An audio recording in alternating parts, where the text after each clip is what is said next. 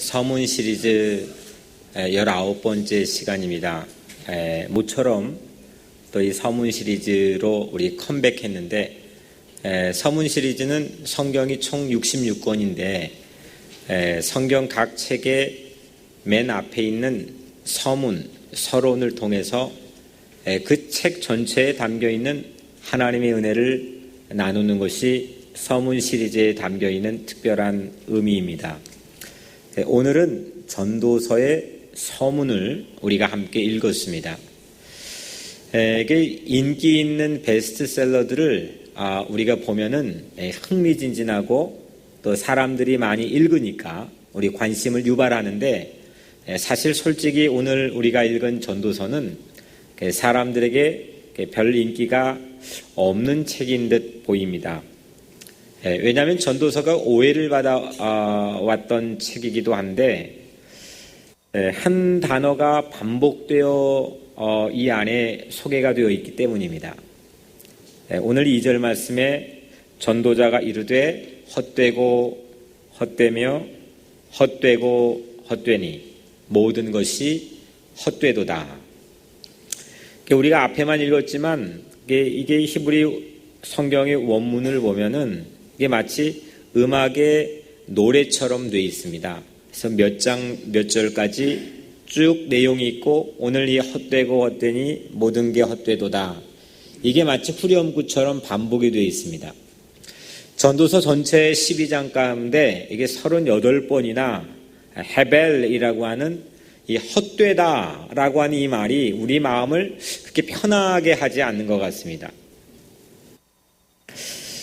과연 누가 하나님의 손에 들려져서 이 책을 썼길래 이 헛되다라고 하는 말을 무려 38번이나 이 아리석한 말을 반복할 수밖에 없었을까?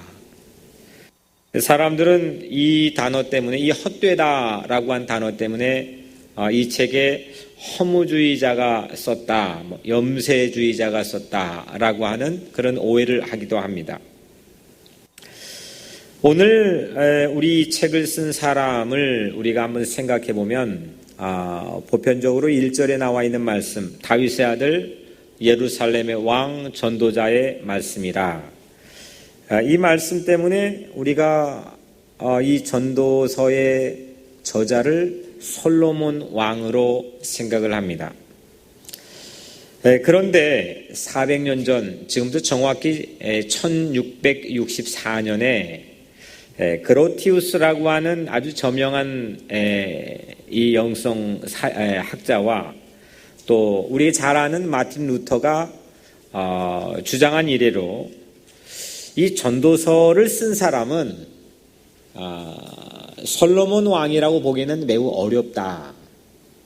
아마 이 전도서를 쓴 사람은 포로 후기에 살았던 시골 무명의 사람이었을 가능성이 있다라고 마틴 루터와 그로티우스라고 하는 사람이, 또 그 이후에로 많은 사람들이, 그래서 지금은 사실은 그게 많은 학자들의 대세를 이루고 있습니다. 이유는 이렇습니다. 우리도 아주 고대에 쓰여져 있는 홍길동전이나 아니면은 이 춘향전의 원문을 보면 한글이긴 하지만은 우리가 해독하기 어려운 아주 클래식한 오래된 한글입니다. 마찬가지로 그 시대에 맞는 문체가 있는데, 이 전도서에 담겨있는 대부분의 문체는 솔로몬이 살았던 기원전 960년경으로 보기는 매우 어려울 만큼 포로 후기의 문체로 가득 채워져 있습니다. 그래서 이게 상당히 우리에게 혼란을 주긴 하지만, 여하튼 사람들은 그런 이유로 아마 이 포로 후기 시대의 어떤 무명의 시골 사람이, 이 전도자가 이 책을 기록했을 것이다 라고 여기고 있습니다. 솔로몬 왕과 이 포로 후기 사이는 무려 600년의 차이가 있습니다. 하지만 솔로몬 왕이든 아니면 포로 후기의 어떤 무명의 시골 사람이건 개의치 않고, 한 가지 공통점은 두 사람 모두 다, 또 두 시대 모두 다 아주 중요한 깨달음을 우리에게 보여주고 있다는 겁니다. 여하튼 기원전 4세기경에 이 고어 문체들이 이 책에 가득해 있는 것을 미루어 짐작해 보아서 우리가 헬라 제국, 당시 기원전 4세기에 세계를 호령했던 헬라 제국이 득세한 그 시대를 우리 잠깐 살펴보려고 합니다. 헬라 세계는 당시 세계에 아주 떵떵거리면서 등장했던, 득세했던 이 헬라 세계는 땅이 비약적으로 넓어졌고 인구가 기하급수적으로 늘어났습니다. 우리가 잘 아는 폴리스라고 하는 도시를 만들고 그 도시 안에 공통적으로 짐나지움이라고 하는 원형 경기장을 만들어 놓았습니다. 그 원형 경기장에서는 음악도 하고 정치 집회도 하고 또 경기도 스포츠도 하고 하여튼 갖가지 다양한 컬처, 헬라 문화들을 급속도로 세상에 전파하는데 아주 중요한 역할을 이 짐나지움이 했습니다. 이런 배경에서 사람들은 이 약소국의 가난한 또 떠돌이 이런 사람들은 이 헬라 제국에 의해서 용병으로 전쟁에 참여하기도 하고 희생을 강요당하기도 하고 이런 어려운 이 바람이 팔레스틴, 이스라엘 사람들이 살고 있는 유대 땅에까지 미치기 시작했습니다. 이 헬라 문화의 중요한 특징은 그래서 우리 사람은 그래서 모든 걸 도전해 볼 수 있고 모든 걸 할 수 있고 또 모든 걸 해야 한다고 하는 이 인간 만능의 신념이 헬라 제국이 영향을 미치고 있는 전 세계에 유포되고 있었습니다. 이런 헬라 영향이 아주 작은 팔레스틴 유대 땅에까지 미쳤는데 이를 목격했던 무명의 시골 전도자의 입에서 그 사람이 이 글을 썼는지 아니면 솔로몬이 쓴 거를 그 사람이 그 시대에 다시 개작을 한 건지 우리는 알 길이 없지만 여하튼 이런 시대적 배경을 가지고 있는 이 상황에서 그 상황을 목격한 한 전도자의 입에서 헛되니 모든 것이 헛되도다 이런 고백을 우리가 듣게 됩니다. 이 헛되다 이 말 기분 좋은 말은 아닌데 이게 정말 아무리 애써도 이렇게 강력한 헬라 문화, 헬라 경제, 헬라 정치, 헬라 군대 이거에 덤벼봤자 안 된다고 하는 푸념이나 탄식에 그치는 걸까? 우리도 세상 살면서 이런 비슷한 경험들을 얼마나 많이 합니까? 이 미국 땅의 소수 인종 이민자로 와서 벽에 부딪히고 안 되는 그런 상황들을 우리는 얼마나 많이 경험합니까? 정말 허탕치고 빈손으로 돌아와야 되고 그럴 때마다 우리 마음속에 패배주의가 자리 잡고 좌절할 수밖에 없는 오늘 이런 상황들이 우리 삶에도 참 가득하다고 생각합니다.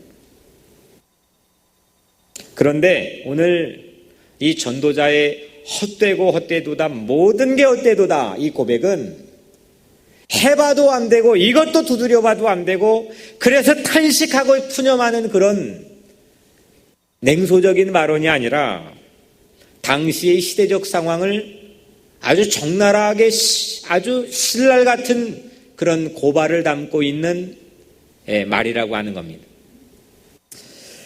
오늘 4절 읽었는데 한 세대는 가고 한 세대는 오되 땅은 영원히 있도다.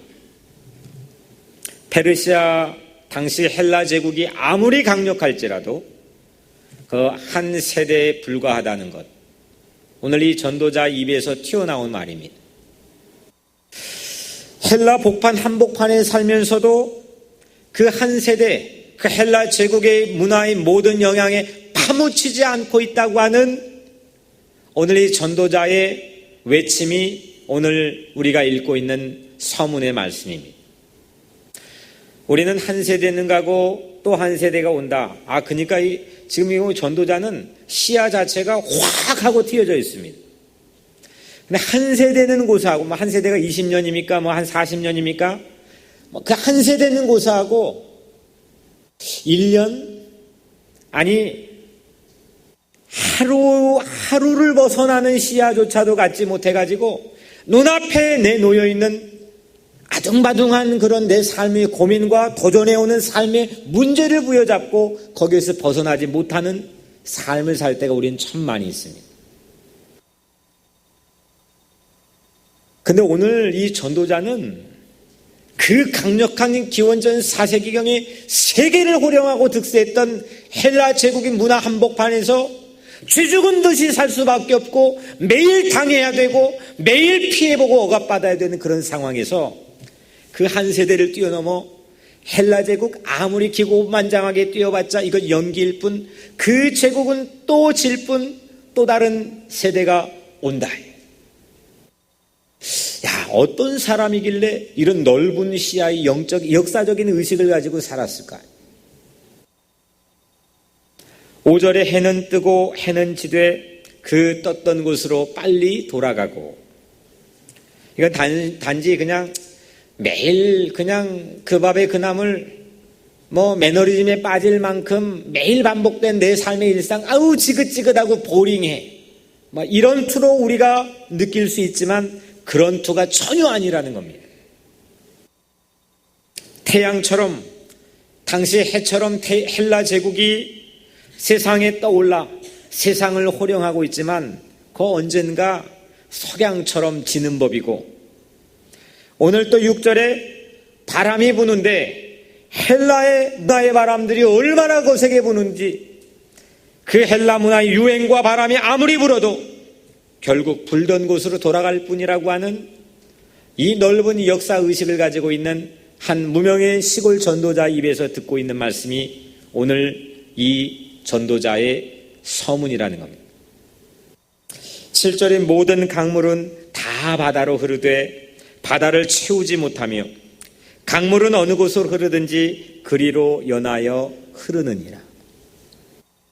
여러분들, 도도하게 흐르는 그 강물 막 넘실대면서 그 세기가 얼마나 위협적입니까? 그런데 아무리 그 도도하게 흐르는 강물일지라도 바다를 채우지 못한다는 겁니다. 아무리 내 인생에 닥쳐오는 어떤 어려움과 어떤 도전일지라도 도도하게 나에게 덤벼드는 그런 강물과 같은 내 삶의 문제일지라도 그 바다를 채우지 못한다는 겁니다. 우쭐대지 말라는 겁니다. 과연 어떤 지혜와 배짱을 갖고 있길래 이 전도자의 시골 무명의 입에서 이런 이야기가, 이런 넓은 역사적 안목이 갖추어진 걸까?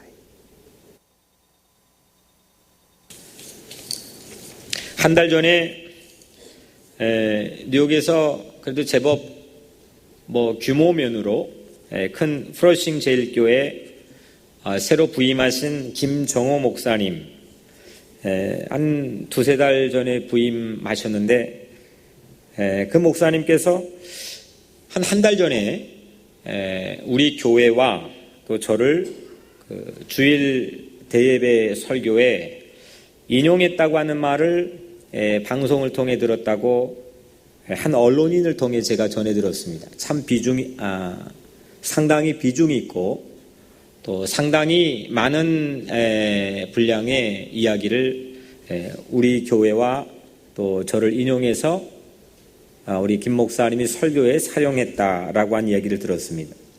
아직까지 저는 듣진 못했지만 그동안 전혀 일면식도 없고 알지 못했던 분이지만 어제 아침에 김 목사님과 조찬을 하면서 자초지정을 듣게 되었습니다. 지난 여름에 뉴욕 우리 교회에서 한국의 비무장지대를 청소년 30명과 함께 도보 평화순례 한 것을 이 김정호 목사님께서 주일 예배 때 성도들에게 설교하시면서 뉴욕 우리 교회처럼 평화를 애쓰는 교회가 진짜 큰 교회라고 설교해 주었답니다. 별로 안 놀라시네. 우리 교회가 김 목사님의 부임을 우리 교회 교우들에게 제 사석에서 사실은 전혀 알지 못한 분이고 글을 통해서만 봤는데 제가 아주 많이 자랑까지 하며 기다렸던 분인데 그 제게 예상치 못한 큰 선물을 받은 기분이었습니다. 그러면서 이런 질문을 가져보았습니다. 무엇이 큰 것일까? 무엇이 큰 사람일까? 무엇이 큰 마을이고 큰 도시이고 무엇이 큰 나라일까? 우선 크다고 인정받기 위해서는 땅이 넓어야 됩니다. 하여튼 살고 있는 땅의 대지가 넓어야 됩니다. 세상 사람들은 그거를 크다고 얘기합니다. 두 번째로 사는 사람이 많아야 됩니다. 인구가 많아야 됩니다. 그리고 마지막으로 돈이 많아야 됩니다. 자본이 많아야 됩니다. 그걸 대국이라고 부르기도 합니다. 구한말 고종의 밀사로 네덜란드 헤이그에 가서 민족의 자주 독립을 외칠 것을 권유받았던 이준이라고 하는 열사가 있습니다. 우리 교과서에서 많이 배웠죠. 이 이준 열사가 세계 만국 회의가 네덜란드 헤이그에서 열렸는데 당시 고종의 밀사로 참석을 하려고 했지만 거절을 당했죠. 이 작고 가난하고 보잘것 없는 나라, 들어보지도 못한 나라, 당시의 식민지의 나라, 그 나라에서 온 작은 선비 이준이라고 하는 사람이 그 세계 만국 회의에 들어가는 게 거절되었습니다. 이때 이제 우리가 알고 있기는 이준 열사가 이제 할복을 하고 자주 독립을 외치면서 자결을 했다라고 애국 순혈 열사로 우리가 기억하고 있는데 그 죽기 직전에 이준 열사가 이런 말을 남겼습니다. 땅이 크고 사람이 많은 나라가 큰 나라가 아닙니다. 땅이 작고 사람이 적어도 위대한 인물이 많은 나라가 위대한 나라가 되며 위대한 인물은 반드시 조국을 위하여 조국의 생명의 피가 되어야 합니다. 이 문구가 수유리 4.19 국립묘지에 이 이준 열사의 비석에 쓰여져 있습니다. 여러분들이 인구가 많다고 땅이 넓다고 돈이 많다고 대국입니까? 깨어난 백성이 많은 나라, 진정한 정신을 가진 나라가 대국 아니겠습니까? 성도가 많고 건물이 크고 자본이 풍부한 교회가 큰 교회이겠습니까? 전도서는 세상에 이 헛된 것을 붙잡고 있다고 우리 모두를 질타하고 있는 동시에 우리처럼 연약하고 또 소수로 살아가는 약하고 무력한 자에게 오늘 이준 열사처럼 또 김종호 목사님처럼 희망을 주고 용기를 주는 말을 오늘 이 전도서는 우리에게 들려주고 있습니다. 우리의 삶이 매사에 하는 게 맹탕이고 빈손이고 헛되다고 고백하는 게 아니라 내가 해봤자 그게 그거지, 내가 해봤자 뭐가 애드가 돼, 이런 투가 아니라 세상을 주름잡고 있는 세상이 강한, 세상을 뽐내고 화려한 모든 것들을 향해서 제 아무리 활개를 치고 제 아무리 강한 척 할지라도 세상을 움직이는 이 모든 것은 너희들의 손에 움직이는 것이 아니라고 헛된 것이라고 고백하는 겁니다. 헛된 것과 헛되지 않는 것, 뭐가 헛된 거고 뭐가 헛되지 않는 거지? 이거 사실 구별하기가 쉬운 것 같으시지요? 여러분들이 징검다리, 인생의 징검다리를 밟고 다니는 것마다 다 헛발질 안 하시는 것 같으시죠? 10번 중에 한 번 헛발질 안에 제대로 짚은 걸 가지고 우리 인생이 대단한 것처럼 호도하고 의시되며 살아가는 것이 저는 우리 인생이라고 생각합니다. 사실은 우리가 만나는 사람, 내가 투자한 곳, 내가 생각하면서 질러본 곳, 이런 것들이 허탕이고 헛발질이고 잘 안 될 때가 얼마나 많이 있습니까? 헛된 것과 헛되지 않는 것, 이걸 분별할 수 있는 것이 세상의 가장 큰 지혜라고 생각합니다. 우리에게 남을 감동시키는 매력이 필요합니다. 저도 여러분들과 세상 이웃들을 복음을 전하기 위해 감동할 수 있는 매력이 필요합니다. 그 사람만 보면 막 기분이 좋고 즐겁고, 그 사람이 말하면 막 어려운 일도 나도 함께 할 수 있을 것 같은 묘한 매력이 있는 사람들이 있습니다. 그 사람이 무슨 말을 하면 막 가슴이 설레고 나도 한번 함께 가고 싶고, 어떤 어려움이 와도 함께 나도 도전해보고 싶은 그런 말과 삶을 보여주는 묘한 매력을 가진 사람이 있습니다. 그런 매력은 저는 이런 데서 온다고 확신합니다. 그런 힘은 금전과 권력이 현실인 것처럼 보이는 세상에서도, 돈이면 만사오케이라고 여겨진 이 세상에서도 돈과 권력으로 안 되는 일이 있다는 것을 말할 수 있고 보여줄 수 있어야 저는 남에게 감동을 줄 수 있는 매력 만점의 인생을 살 수 있다고 생각합니다. 남들 그걸로는 누구든지 다 하지. 손에 쥐어주면 그거 없어서 못하지, 있으면 다 하지. 그건 사람들이 감동을 주지 못합니다. 공부 잘하면 세상에 나가서 그거 다 할 수 있지. 돈 있으면 다 할 수 있지. 권력과 힘이 있으면 세상에 다 할 수 있지. 그는 세상에 감동과 매력을 줄 수 있는 리더십을 절대로 손에 넣을 수가 없습니다. 금전과 권력이 없어도 그것이 하지 못하는 것을 말할 수 있고 보여줄 수 있는 사람, 이것이 정말 매력적인 사람이라고 생각합니다. 바로 그분이 예수 그리스도였습니다. 저는 이런 교회가 뉴욕 우리 교회가 되기를 주의 이름으로 축원합니다. 정말 아무것도 없어도, 아무것도 내세울 게 없어도 뉴욕 우리 교회 성도들은 금전과 권력으로 할 수 없는 것도 있다는 것을 보여줄 수 있는 기계와 자신감이, 믿음이 오늘 여러분들의 삶에 있게 되기를 주의 이름으로 축원합니다. 한국에 지금이야 이제 한국도 힘이 많이 세졌지만 1970년, 60년대 이민 오신 초창기 1세대들, 한국의 조그만 나라에 태어났다고 왜 위축된 적이 없었겠습니까? 미국처럼 땅 넓은 나라에 소수 이민자로 살고 있다고 우리들이 왜 위축된 적이 없었겠습니까? 우리 개인적으로도 돈이 없고 직장이 부실해서 내보일 게 부족해서 위축된 적이 왜 없겠습니까? 오늘 우리 주님은 여러분들에게 이렇게 권면하고 소원하고 계십니다. 여러분들의 마음과 영혼만은 작아지지 않기를 주님께서 원하고 계시는 걸 믿으시길 바랍니다. 어릴 적 과학 수업에서 실험한 즐거운 기억이 떠올랐습니다.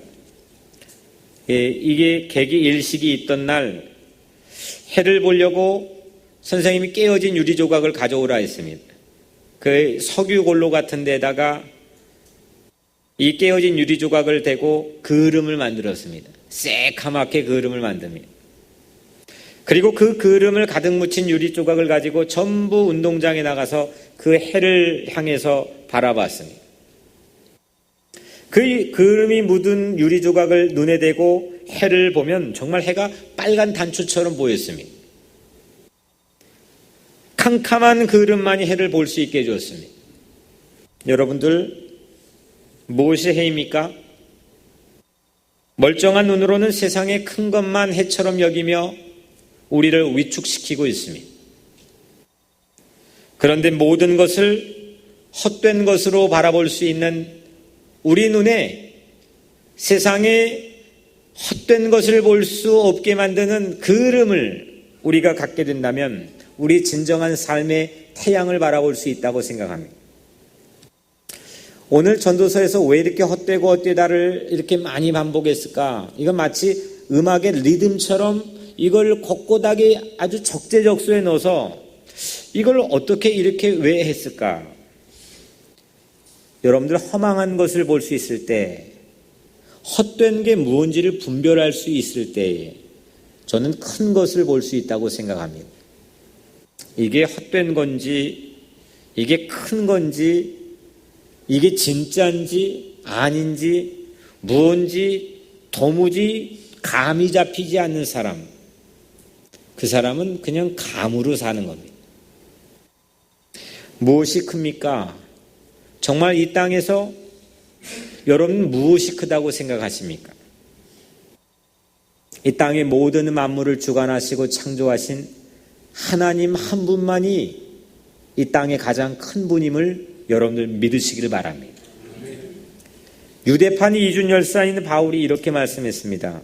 모든 것을 해로 여김은 내 주 그리스도 예수를 아는 지식이 가장 고상하기 때문이라. 내가 그를 위하여 모든 것을 잃어버리고 배설물로 여김은 그리스도를 얻고 그 안에서 발견되려 함이니. 배설물이 뭡니까? 다 이제 영양소 빼내고 아무 필요 없는 헛된 것입니다. 바울만큼 과거의 자기 삶의 이력 스펙에 화려하게 유익하게 여겼던 것들이 또 있는 사람이 있겠습니까? 학벌이 부족합니까? 출신 배경이 부족합니까? 그는 이중국적을 가지고 아주 화려한 인생의 여정이 열릴 수 있는 그런 삶의 백그라운드를 가지고 있었습니다. 그런데 자기 인생에 유익하게 여겼던 모든 것을 자기가 해로 여기고 배설물처럼 여길 수 있었다. 저는 이게 정말 세상에 최고의 매력 있는 용기가 있을 수 있는 사람이라고 생각합니다. 왜 용기 있는 척하지만 작은 별 볼 일 없는 문제 앞에서 사시나무 떨듯이 벌벌벌 떨면서 마음을 초조해하고 불안해하고 밤잠을 못 자느냐? 우리 분별력을 상실했기 때문이라고 생각합니다. 무엇이 헛된 것이고 내 인생의 삶에 무엇이 본질이고 중요한 건지를 우리가 보지 못하고 상실할 때 우리는 강물 정도가 아니라 작은 또랑물 앞에서도 벌벌 떨 수밖에 없는 연약한 존재들이라고 생각합니다. 전도서는 세상에서 과속 질주하던 우리 운전을 그냥 막 드라이빙하면서 질주했던 우리 운전을 스탑! 뭐가 헛된 건지 그냥 알지 못하고 마구 내달렸던 우리 인생의 운전을 멈춰서게 하는 스탑 사인이 오늘 전도서라고 생각합니다. 내 힘으로 뭔가를 이루어 보려는 갖가지 헛된 수고를 멈추게 하는 것, 이것이 전도서가 성경에 들어있어야 될 이유입니다. 이런 것들을 배설물처럼 여길 수 있을 때, 이런 것들을 아무것도 아닌 것처럼 여길 수 있을 때 우리는 온전히 하나님 만날 준비와 세상에 나가 당당히 승리할 수 있는 준비와 채비가 되어 있다고 생각합니다. 저는 우리 아이들을, 우리 교회의 다음 세대인 자녀들을 그렇게 키우고 싶습니다. 전도서는 하나님을 그다지 많이 말하지는 않습니다. 그 일을 도리어 성경의 나머지 65권에 맡기고 이 전도서의 나름 독특한 기능을 우리에게 보여줍니다. 전도서는 하나님을 만날 채비를 갖게 합니다. 그래서 마치 역할로 치자면 세례 요한과 같은 역할을 합니다. 전도서의 핵심 구절은 전도서 12장 13절 마지막 장에 나와 있는 하나님을 경외하고 그의 명령들을 지킬지어다. 이것이 모든 사람의 본분이니라. 하나님 없는 세상 모든 것이 헛된 걸 여러분들 믿으시길 바랍니다. 갈릴리 호숫가에 고기 잡던 7 제자들도 예수님 없이 밤새 수고해봤고 거기에 난다긴다는 전문가들이 모여 있었지만 밤새 고생하고 수고해봤지만 결국 허탕이지 않았습니까? 우리 인생도 그러다가 인생의 밤을 맞이할지도 모릅니다. 쌍둥이 빌딩도 연기에 불과했던 걸 우리는 목격했습니다. 월가의 스탁이나 주식도 사실은 숫자 노름일 뿐 연기에 불과한 겁니다. 미국 경제나 중국의 군사력도 언젠가는 오늘 전도자의 호기로 말하자면 그건 연기에 불과한 겁니다. 엠파이어 스테이트 빌딩도 연기, 타오르는 연기에 불과한 겁니다. 전도서는 세상에 있다가 사라지는 연기, 세상 연기를 보여줘 참 진리를 만날 수 있도록 우리를 안내해주는 참 고마운 책입니다. 사랑하는 성도 여러분, 땅이 크고 사람이 많은 나라가 위대한 나라가 아니고 하나님이 통치하고 하나님을 믿는 나라가 위대한 나라, 위대한 백성인 걸 믿으시길 바랍니다. 중국이나 미국과 외줄타기 외교도 사실 그거 허상입니다. 뭐 어디에 먼저 줄을 댄다 한들 그게 10년이 지속되겠습니까? 20년이 지속되겠습니까? 100년의 민족의 운명을 좌우하겠습니까? 고작 눈앞에 있는 아젠다를 치우기 위해서 고민하고 머리 쓴다는 사람들이 정치하는 것이 세상의 이치입니다. 오직 하나님과만 외교하시기를 주의 이름으로 축원합니다. 하나님과만 줄을 대고 하나님 백그라운드를 가지고 세상에 나가 당당하게 승리하는 여러분들의 삶이 되기를 주의 이름으로 간절히 축원합니다. 이런 배포를 가지고 오늘 이 전도자는 시골의 무명의 사람이었지만 하나님을 믿고 하나님과 함께 영원의 풍성한 가을을 맞이하고 있는 겁니다. 고민했습니다.